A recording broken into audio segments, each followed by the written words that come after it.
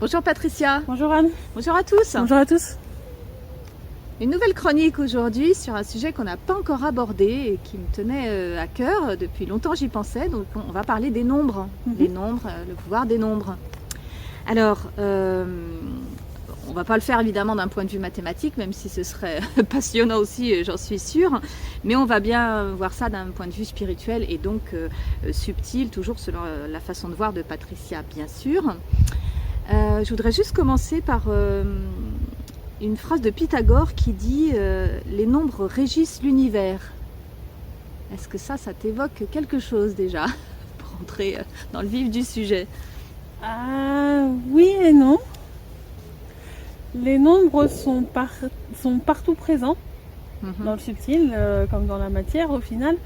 Mais en même temps, je dirais pas que c'est ceux qui régissent, parce que quand on utilise le mot régir, ce serait comme si en fin de compte il y avait un petit peu un côté manage ou création, ou tu vois. Et que dans le côté régir, il y a comme si c'est ce qui était une des bases de la construction des choses. Or non. C'est quelque chose qui est utilisé avec la création, avec d'autres éléments, etc. Mais pour moi, le terme régir, du coup, n'est pas en adéquation. Par contre, les nombres sont présents partout, oui. D'accord. Et autre chose qu'on entend aussi souvent, c'est on dit qu'ils sont tous porteurs d'une vibration particulière. Oui. Oui. Ok. Bon, on va développer ça alors. D'accord. Bon, voilà, c'était l'entrée en matière. Donc on va parler de numérologie et donc on va aborder déjà ce qu'on appelle les maîtres nombres. Alors tu les connais sans doute, le 11, le 22, le 33. Est-ce qu'ils ont une puissance particulière, un pouvoir particulier, comme c'est souvent dit? Ouais. Alors, le mot qui est venu direct, c'est oui. Alors je cherche à capter dans le subtil. D'accord. En fait, de ce qui me vient là, comme ça quand je capte, c'est vraiment des nombres qui sont essentiels dans la construction d'éléments sacrés. Alors certes, il y a le nombre d'or, mais il y a aussi ceux-là qui sont très utilisés et qui apportent une base de par le fait qu'il y a un côté double. Tu vois, 11, 1, 1, 2, 2, 2. C'est comme si tu posais, deux pierres d'un coup identiques. Mais en soi, en fait, pour moi, chaque nombre a sa conscience, chaque nombre a son chemin de vie. Ça va m'aider à expliquer la suite pourquoi je dis ça. Et donc du coup, en fin de compte, le 22 a sa propre conscience, par exemple, mais le 2 a sa propre conscience. Donc au final, c'est un peu comme, pour moi, on va dire comme un meuble qui a besoin de planches, de vis, etc. Le meuble a sa propre conscience, mais les planches qui le composent, chacune aura sa propre conscience, chaque vis qui va être utilisée aura sa propre conscience, etc., etc. Donc le 22 a sa propre conscience, le 2 a sa propre conscience, mais en même temps, le 22 a besoin du 2 pour faire ce qu'il a à faire, et c'est une collaboration qui va se faire ensemble, comme dans un meuble, du coup. Les planches, les vis, il y a toute une collaboration qui va se faire pour que le meuble en entier puisse faire son truc. Un peu comme nous, où on a notre corps, etc. Mais dans notre corps, on a plein de consciences différentes et c'est pareil. Tout ça, en fin de compte, c'est une collaboration qui va se faire avec les différents nombres. Donc au final, j'ai envie de dire, les nombres maîtres, comme tu les appelles, je n'appellerai pas ça comme ça, mais le 11, le 22, le 33, etc. D'une certaine manière, il y a aussi, ils sont plus forts du fait qu'ils se renforcent avec d'autres nombres. Tu vois. Le 22 a besoin du 2, c'est un ensemble de 2. Donc du coup il y a un côté multiplicateur et renforcement. Ce qui n'est pas forcément le cas, parce qu'on pourrait me dire, ouais mais je sais pas, par exemple 123, il y a besoin du 1, du 2, du 3, donc il devrait être fort. Tu vois, parce qu'il y a quand même 3 nombres qui le composent.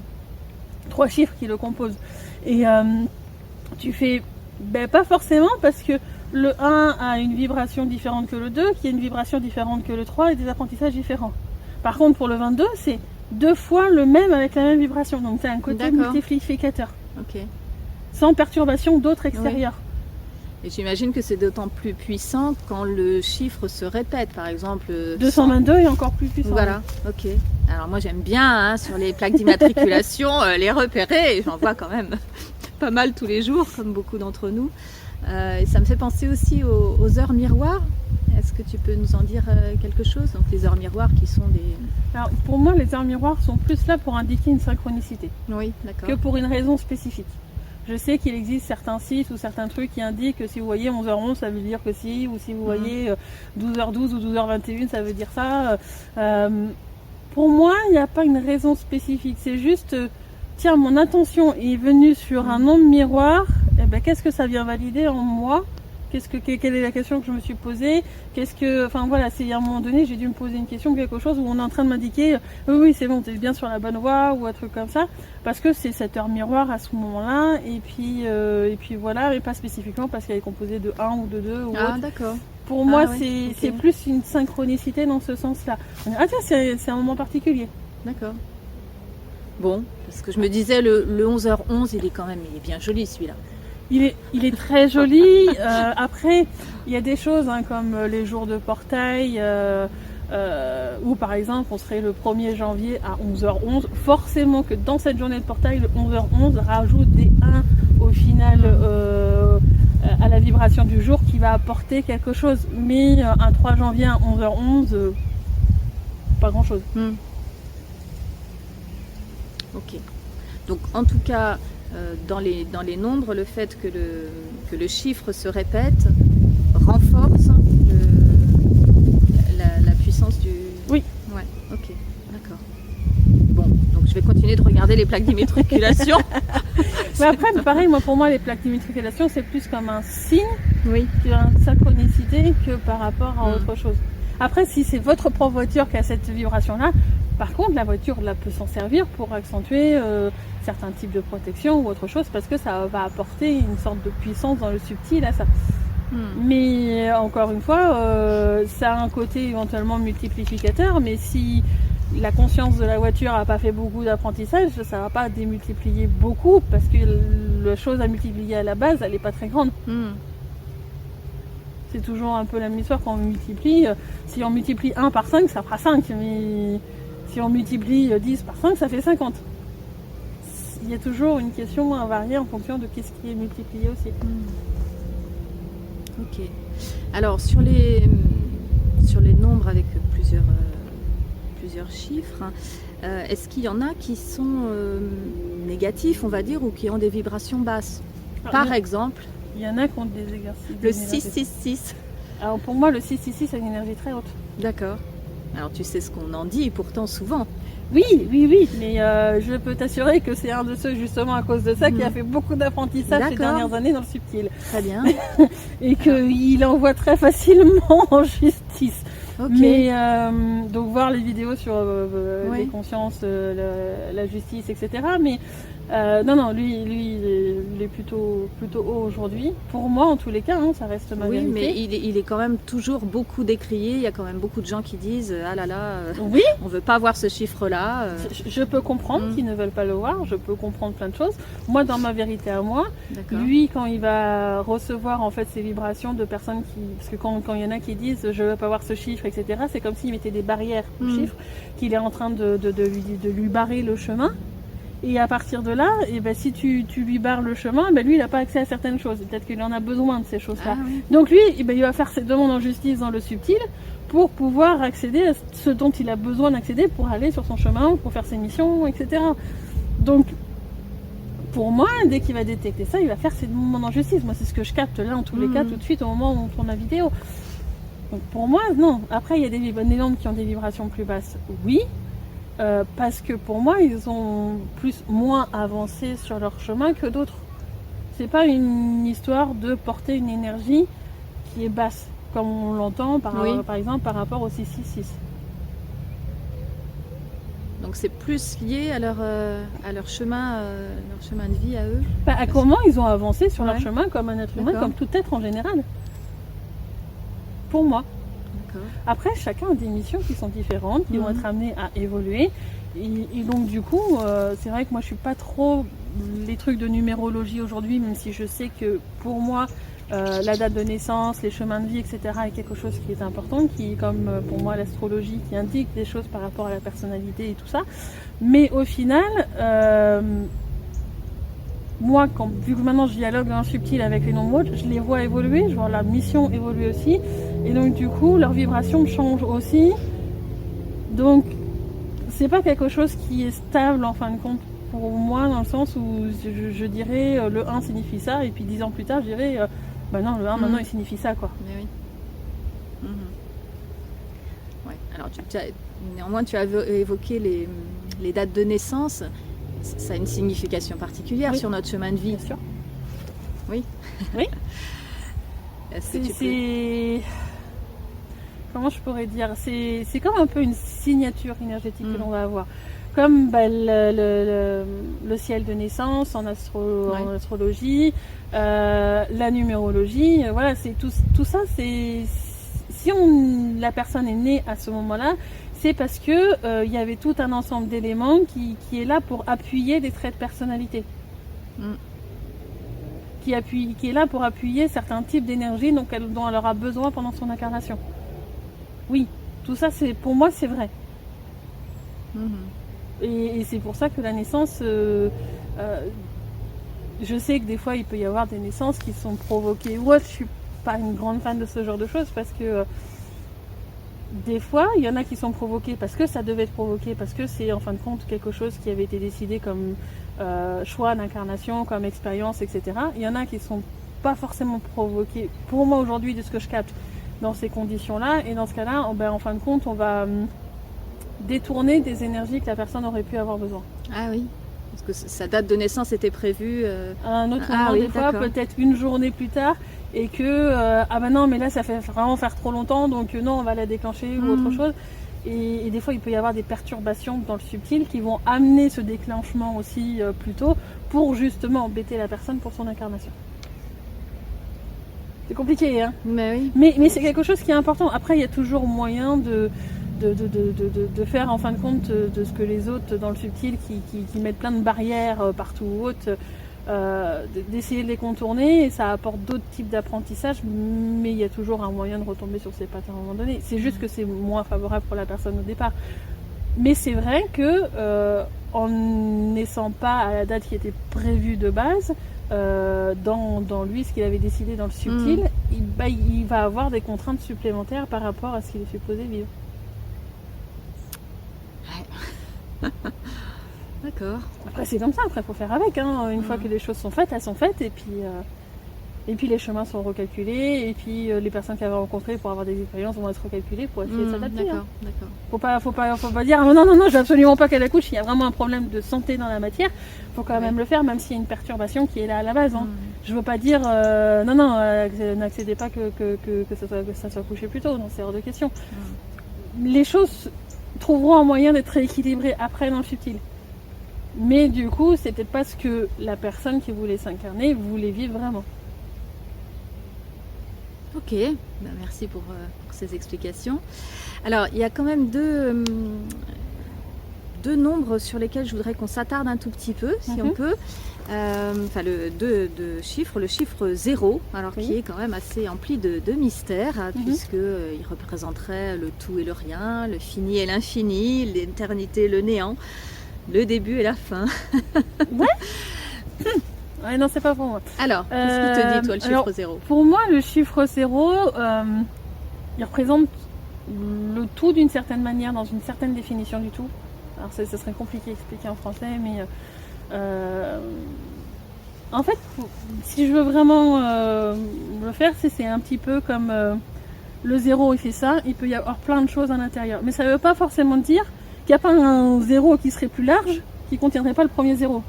Donc, tu vois, pour moi, il y a un tout qui est contenu dans le 0, mais ça ne veut pas dire qu'il ne peut pas avoir un tout qui est plus grand que ce 0-là. C'est pour ça que je te dis oui et non, enfin, c'est compliqué à expliquer la notion de tout qui est derrière, pour moi, derrière le 0.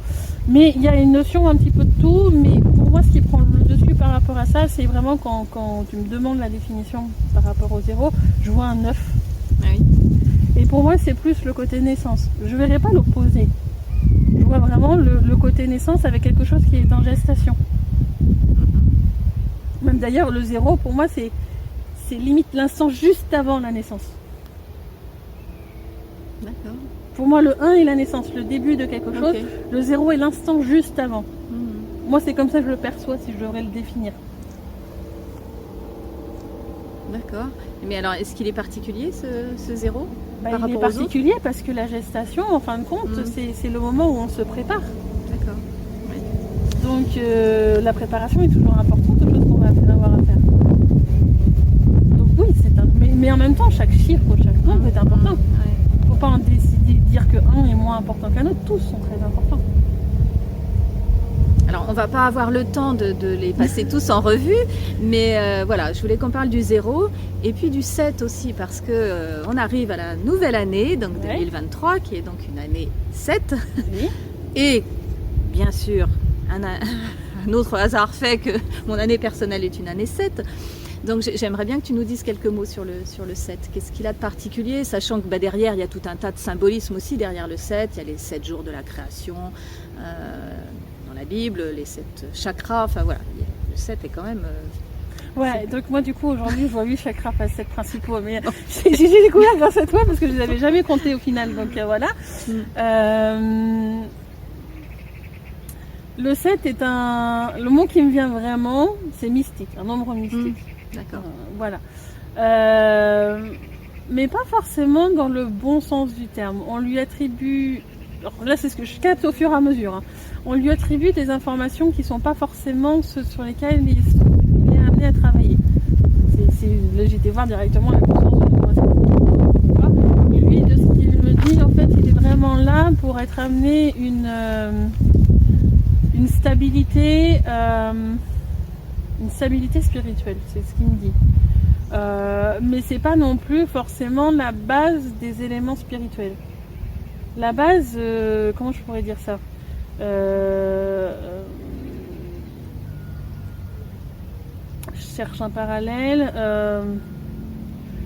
C'est comme si, tu sais, quand tu veux faire une construction, etc., tu peux avoir, on va dire, t'as une base comme ça, tu veux vérifier que le mur il est droit, tu sais, tu vas mettre la règle avec la petite bulle. Oui, un niveau.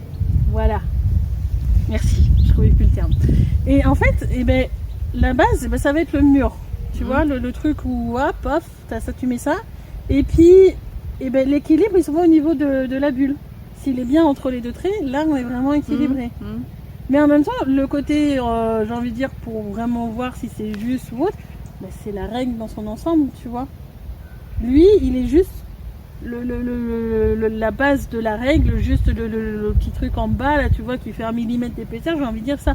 C'est pas ce qui compose l'ensemble de la règle. Il y a toujours plein d'éléments dans la spiritualité, il n'y a pas qu'un nombre, il n'y a pas de... Il a plein de rôles différents, lui, il sert juste de base pour que les choses soient stables.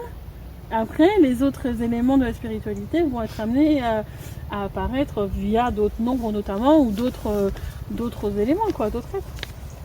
Donc, pour moi, si je devais le définir, c'est ça, c'est la base pour la spiritualité. Alors, ce qui veut dire que l'année 2023 est une année de reconstruction. Sur de bonnes bases? Justement, la base, c'est l'année de la reconstruction, notamment de la base. Ah, de la base, d'accord. Ah oui. Pour moi, c'est ça. L'année 2022 était plus sur des apprentissages d'amour et de respect pour justement faire comprendre les choses qui n'allaient pas, pour faire écrouler les choses en fin de compte qui n'étaient pas dans le respect, pour le comprendre, pour que ça soit mis en lumière. Et après, derrière, on peut reconstruire. Yeah. Mais on peut reconstruire, il faut aller étape par étape. On ne va pas faire toute la règle d'un coup, il faut d'abord faire la base, puis le premier étage, et puis... Donc c'est ça qu'on va retenir de l'année 2023, l'année 7? Beaucoup de changements parce qu'il va y avoir beaucoup de reconstruction, de façons de penser différentes, moi le mot terme c'est vraiment structure différente, que ce soit dans la matière ou dans le subtil. Pour moi il y a plein de choses qui changent parce que beaucoup de choses ont été écroulées avant et là c'est vraiment il faut y aller petit à petit pour reconstruire. Je saurais pas comment dire autrement les choses en fait. Très bien. Bon, je pense qu'on va s'arrêter là, en souhaitant un bon début d'année à tout le monde. Bon début d'année, bonne année 2023, et puis s'il y en a qui regardent plus tard, bonne année quand même. À bientôt. Merci Patricia. Merci Yann, Au à bientôt, revoir. au revoir.